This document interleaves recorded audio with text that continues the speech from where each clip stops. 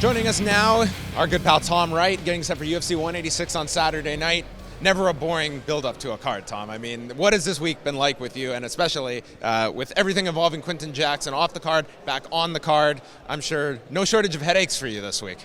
Pretty standard issue, John. Pretty standard issue. You just brush this off the shoulder. That's fine. I don't brush off the shoulder, but we always try to worry about the things that we can control, and some things we can't control. So, we're happy that we have a chance to see Quinton back in the octagon.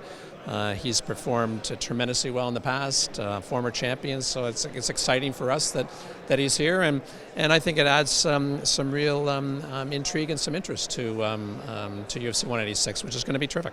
Was it an unexpected surprise that the injunction was overturned, or was this something everyone, you included, were optimistic could potentially happen here during fight week? Did this come out of left field? You know what?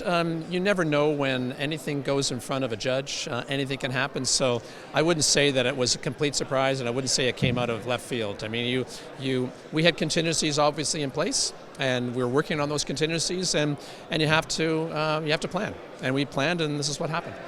Now, in terms of Steve Bosse, he is somebody that, in the Montreal market, he's someone that really does mean a lot.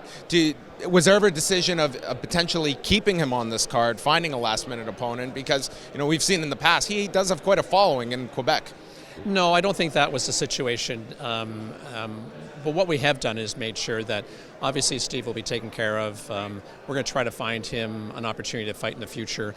And I think that's really what he wants to do. I mean, he stepped up for us, which was terrific. And we'll find an opportunity for him in the future, I'm sure. Everyone talks about, in the wake of George St. Pierre, finding that next Canadian superstar. When it comes to the Canadian fight cards, because I see this in, just hearing from fans overseas with UFC cards, it's not always necessarily the star from a given country. They view Michael Bisping just as much as a star as a Rory MacDonald. Have you found that, especially over the last 4 or 5 years, that, UFC fans, they want to see UFC stars regardless of where they're born? Absolutely, but I think there's also a nice opportunity for us to bring in Canadian fighters and have them a chance to provide them with a chance to fight in front of their hometown fans or their home country fans. I'm excited about this card because I think we have 12 Canadians on the card. We've got some homegrown talent here, as you well know. So, but I agree with you completely. Our fans are knowledgeable, they're engaged.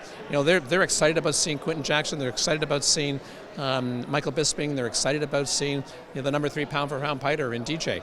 And those are great opportunities that don't come around every day. How happy have you been thus far with just the move over from Sportsnet over to TSN and, of course, Fight Network? I know your favorite channel that's just locked on your television, but during that transition period, what you think of how it's all gone? We couldn't be happier. We're really excited about the new partnership that we have with you guys, with Fight Network, and of course with TSN here in Quebec with RDS. I think what Fight Network provides us is that intangible that you don't often see in other sport coverage. You guys know our sport, combat sports, mixed martial arts, the UFC at a much higher level than anybody else. And so having that kind of competency and that kind of insight augmented by, clearly the sports leader in the country being TSN, and in this province, RDS dwarfs our previous partner. And listen, TVA, we're great partners, but RDS really have taken it to another level. So from our perspective, we couldn't be happier.